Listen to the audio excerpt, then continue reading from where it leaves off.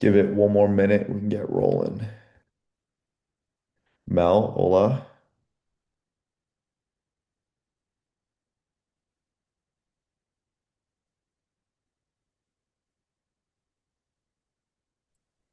No, I'm nosy and I want to see the Facebook comments now. Yeah. And they and the worst part about it is the company Trainer Eyes or ABC Fitness now just doesn't even reply to the people. It's probably like a normal day for them. It's not cool. It's bad. They are adding a bunch more features to the app, and whenever you're adding features to big software, it causes a lot of like setbacks and problems like this. So hmm they better put some good new features in there. hmm My Dory memory was tested yesterday, but I had a pretty good workout regardless. Hey, that's all that matters. hmm All right, let's get going. So today we're talking about full range of motion. Are you shortchanging your gains? So the big idea, most people think muscle growth comes from heavier weight, more exercises, more sets. They think that's all it takes. But one of the most overlooked variables is range of motion. In many cases, a lighter weight through a fuller range of motion can actually stimulate more growth, cause more muscle growth than a heavier weight through a partial range of motion when both are taken close to failure. That's a key aspect there because you can just lift light in a full range of motion, but not go anywhere near close to failure. Different story. But when you equate getting proximity to failure, your intensity, you can get a ton more out of just lifting lighter through a full range versus heavy and partial range. Part one, what is range of motion? Range of motion is simply how far a joint moves during an exercise, the distance of the joint. Some examples of full range of motion, deep squats, hamstrings to calves. You just let abs in. Dumbbell presses all the way down, touching your chest or your shoulders. Full stretch on a row, full stretch on a lateral raise. Partial range of motion, half squats, 90 degrees, maybe 60 degrees, 30 degrees for some people. Quarter reps, shortened presses. Think of like a shoulder press. You see a lot of people in the gym going like this. And tiny curls, just barely, barely fully extending the elbow. Part two, why full range of motion matters. So the goal of lifting isn't just to move weight. The goal is to challenge the muscle fibers so they have a reason to grow. Generally speaking, more range of motion means more muscle fibers are working, longer time under tension, greater stretch under load, and more overall stimulus. So there's more to it there. Time under tension is the number one driver to actually grow the muscle, and time under tension can come from just one rep as tension or full range, nice and slow. And there's something to be said for the stretch mediated hypertrophy. This is something that's more and more studies are being done around it, depending on the muscle group, depending on how the study is done. It's not fully clear, but there's something to say about that stretch under tension. And if you're not going in a full range of motion, you're potentially missing out on more growth. Part three, the stretch is where the magic happens. So most of the biggest findings in recent hypertrophy research, muscles often grow exceptionally well when challenged in that stretch position. There's some done on just like the calves. In a good study, they just take one person because then that removes like genetics and other variables, and they had them train one calf in just a stretch position, hold that full stretch, the other one just normal reps or partial reps, and the calf that was just stretched actually grew almost the same as the one just doing regular reps. So there's something to be said about that stretch. Some examples, the chest. Deep dumbbell presses, deep machine presses. The quads, you want deep squats, deep leg presses. Hamstrings, think of like an RDL going all the way down. And lats, pull downs with full stretch overhead. Some of the most growth producing reps happen near the bottom of that movement. Why people cut reps short. So generally, the reason people don't lift in a full range of motion, there's three main ones. Number one is ego. They want to lift more weight and they want to do less movement as a result. Just even in my younger training years, I just thought it was cool to lift more weight. So the ego is a thing. People load up the machine and turn reps into 10 half reps, where you could have just cut the weight in half, went all the way down and got even the same, if not more growth out of it. And it's going to be safer for your joints, especially as we continue to age, right? The weight went up, the stimulus often didn't, unfortunately. Number two is laziness. So the hardest part of most exercise is that stretch position, right? It's uncomfortable. There's a little bit of a burn. So most people subconsciously just avoid it. And then number three is mobility limitations. That's another reason why people cut the reps short. Sometimes people physically can't access certain positions comfortably, which is understandable. This is different though, and we'll talk about that in a little bit. Part five, full range of motion versus partial range of motion. This is where people get confused. Are partial reps useless? No, you can still get something out of them. They're useful in some contexts. Full range of motion is generally best for overall muscle growth, joint health, mobility, and movement quality. Think of like functional training, right? If you want to be mobile in your later years, being able to lift, bend over, all those sorts of things, full range of motion is going to help that. Partials can be useful after failure. Think of like a lateral raise. If you do your set all the way to full range of motion and it's like week seven, week eight, you want to squeak out a little bit more growth, then okay, do some partials. That's fine. So it's useful after failure for advanced techniques when a specific position is targeted and when pain limits range of motion. So again, if you're getting pain from full range of motion, understandable, can use some partials.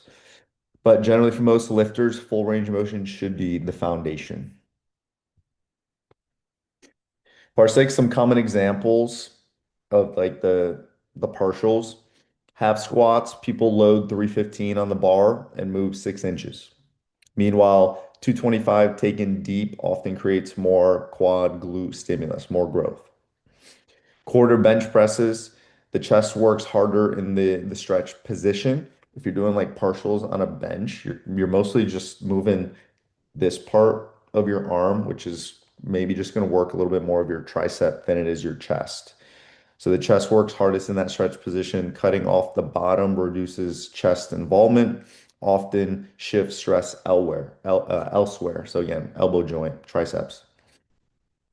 Tiny dumbbell curls, if the elbow barely moves, the biceps never experience a meaningful stretch. Mini lateral raises, most people stop when the dumbbells hit their thighs. So the delt never experiences a full stretch. So if you're going down lateral raise and you're letting your legs kind of stop the range of motion, letting it go all the way down. This is why I like a cable lateral raise or an incline lateral raise where the dumbbells can actually go down and you feel that nice stretch in your delt. Part seven, mobility versus range motion. Sometimes poor range of motion isn't laziness, like I mentioned, it's mobility. But remember, mobility is flexibility times stretch or plus strength. Flexibility times strength, so your ability to lift some sort of weight and tension through the joints, full flexibility. Your body needs to access positions and control positions as well. If you can't squat deeper, the answer isn't always go lower. The answer may be improve your ankle mobility, improve your hip mobility, improve stability, or improve strength through the available range that you have there. Generally, though, a lot of people say they can't do the full range of motion due to poor mobility. But this is why I ask you guys, like, okay, can you Can you go all the way down with a little bit of weight?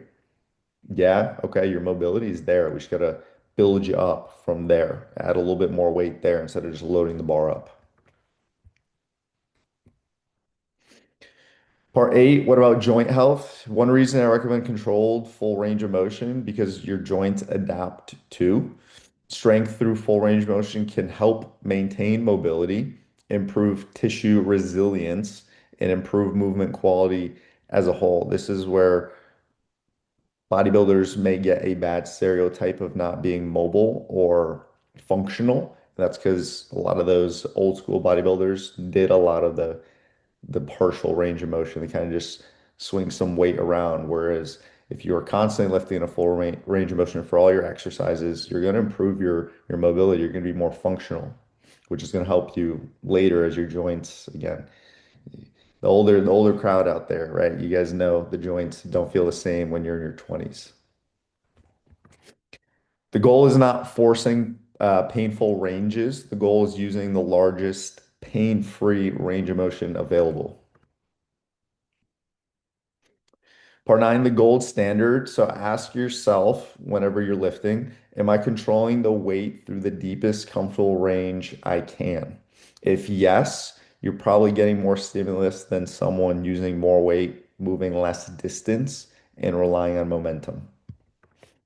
So next time you see some jack person in your gym lifting heavy, but they're going halfway down, just know you're probably getting more out of the exercise and doing more work because work has a variable of distance in it.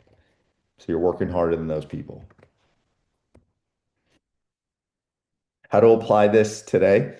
So for most exercises, focus on controlled lowering, full stretch, full contraction, which is when the muscle shortens. Full stretch is when it lengthens. Contraction is when it shortens. Appropriate load and progressive overload, which is key, instead of just chasing heavier weights at all costs. Key takeaways, full range of motion generally builds more muscle than shortened reps. Muscles often grow best when challenged in stretched positions. Ego lifting often reduces your range of motion, which limits growth. More weight doesn't automatically mean more growth. Partials can be useful, but shouldn't replace your full range of motion, just supplement them.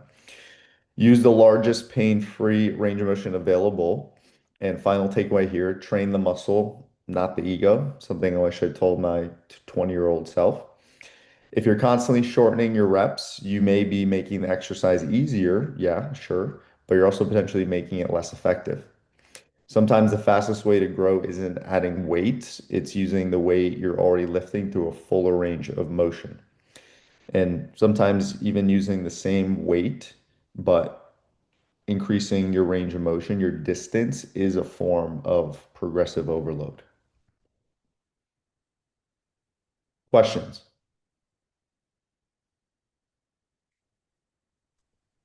I have a question. Yep. So, as the block goes on, weight is added. So, for an example, a back squat. So, in the beginning of my block, I can get really good range of motion because the weight is able to do that. And then as it gets heavier, I notice that the range starts to not be as heavy. So then I feel like by week, I don't know, 4 or 5, I can't get the full range that I did before. I mean, I could get close, but I can't get it. So are you saying that that's when I should probably just not move forward and wait and use the weight that I had last week so I can get the full range of motion? Or should I even the range is good, right? But it's not A plus. So how do I know when the weight is too heavy that I need to, as I progress in the block, how do I know when to, yeah, does that make Yeah, sense? I got you. So how much of the range of motion becomes limited is more of the question. Are we talking about like a 1 inch difference? Are we talking about like a 6 inch difference? Are we going from all the way down to now 90, or is it like just a little bit higher than the full range of motion? It'd be like a little bit higher. So not going from all the way down to a 90, it would Mm. be it'd be like maybe between the in betweener. Yeah, on an exercise like squat, that's one of the hardest ones to progress in, especially in those later weeks, because squat gives you one of the most it's one of the most the most difficult exercises to recover from because it that gives you a lot of systemic fatigue, right? So in Hmm. that case, if you're just cutting it a little bit short, but you're still able to add a little bit of weight, I'm okay with that. But if you're cutting it a lot, then I just stick to the same weight and give me a comment, let me know what's going on there, and we can just keep you steady there. Okay, cool. Thanks. Yep. But generally, squats are one of the most difficult to progress in as you get more tired because each week fatigue's climbing, climbing, climbing, climbing. Hmm. Yeah. Cool. Other questions? I have a quick question. Yeah. So I noticed this like before I switched leg press machines to the one that gives me a fuller range of motion. Before, when I was using the other one, it was obviously a lot less in terms of how deep I could stretch, but I felt like more of a, I guess like the lactic acid or like the pump in the actual quad in the other machine. So that doesn't obviously doesn't mean it's like stimulating the quad more, right? It's just in an awkward position. You're saying you're getting more pump in the shorter range Yeah. motion? Mm-hmm. Are you comparing when you're in a cut versus a surplus or both in a surplus? Because that matters because when you're in a Mm-hmm. deficit, you don't have a lot of carbs in your Yeah. system and you generally don't get as much of a pump, Mm-hmm. but the pump doesn't cause as much growth as just straight up tension, just mechanical Got it. tension. There's plenty of exercises I do that I don't get a pump, especially if I'm in Mm-hmm. a deficit. Yeah.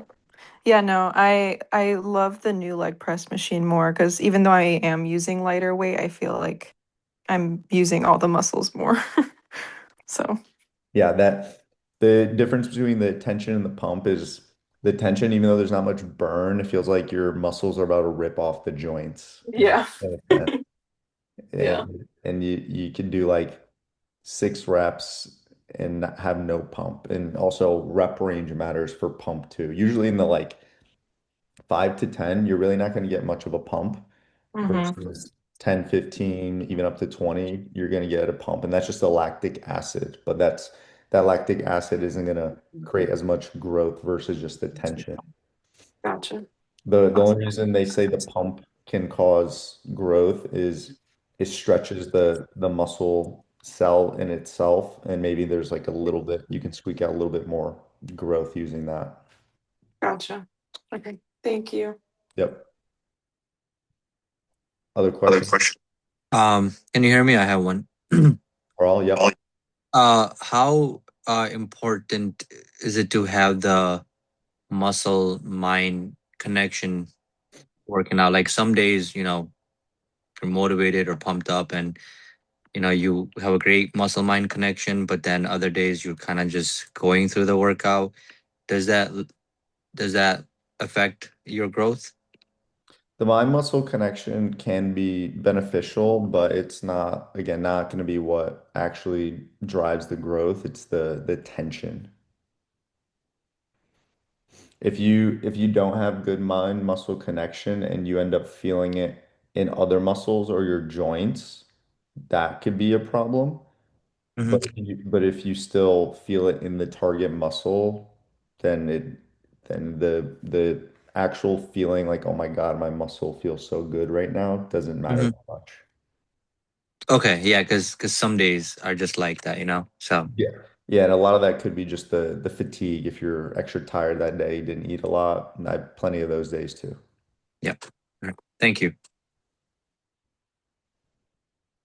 Other questions? I have another one. All right, hit me. So, what would be the benefit of doing a pulse? I think that there was only one thing that you've ever given me. It was either an adductor or an abductor. I always get those two confused. But a pulse. Um, And then other times it's been normal. And then I see people at the gym and they'll do like maybe a shoulder thing and it looks like that they're doing as a pulse. Maybe it's short range of motion. I don't know, but what would be the benefit of the pulse versus the, the full range? Yeah, you're thinking like the abduction pulses. Uh-huh. Yeah, that's where again partial reps can be useful in that sense. Like the doing this with your legs doesn't cause a lot of fatigue overall. And so an exercise like that, you can squeak out even going past a little bit of failure, getting a little bit of that burn to get like an extra little bit of growth benefit. Cool. But generally it's the pulse isn't gonna it's not gonna create a ton more growth. It's also variation, trying out stretch mediated and um, cell swelling, try to get a little more growth in the cell swelling factor. But overall, not going to be a huge difference. Thanks. And maybe sometimes I just like to make you guys feel a lot of pain, but I think you do that every week. It's not just in the pulses. the demons, yeah. Gonna humble you guys sometimes. Cool. Any other last minute questions? Cool. All right. That's all I got. Fingers crossed the app doesn't go down again. Again, I apologize, but out of my control, if it does go down, sometimes I can see the data, sometimes I can't. It's like I think I sent Mel her workout yesterday and it loaded after like 10 minutes. But sometimes I actually don't have access at all either. But regardless, let's hope they figure their shit out and let's have a great day. Let's have a great week. Peace.